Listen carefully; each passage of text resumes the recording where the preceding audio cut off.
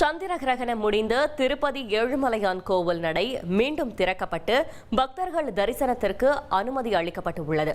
கூடுதல் தகவல்களை செய்தியாளர் சரவணன் வழங்கிட கேட்கலாம். சரவணன், வணக்கம். கள தகவல்களை சொல்லுங்க. சந்திர கிரகணத்தை முன்னிட்டு திருப்பதி ஏழுமலையான் கோவில் நேற்று மாலை 3:30 மணிக்கு மூடப்பட்டது.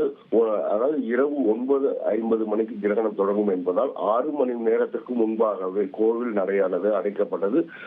அடைக்கப்பட்ட நிலையில் இன்று காலை, அதாவது சந்திர கிரகணம் 1:31க்கு முடிந்த நிலையில் 3:30 மணிக்கு இன்று காலை மீண்டும் திறக்கப்பட்டது. தொடர்ந்து பூஜைகள் நடத்தப்பட்டன. அதாவது சுப்ரபாதம், தோமாலை, அர்ச்சனை போன்ற சேவைகள் ஏகாந்தமாக நடத்தப்பட்ட நிலையில் இன்று காலை 6 மணிக்கு மேல் பக்தர்கள் அனுமதிக்கப்பட்டு சுவாமி தரிசனம் நடைபெற்று வருகிறது.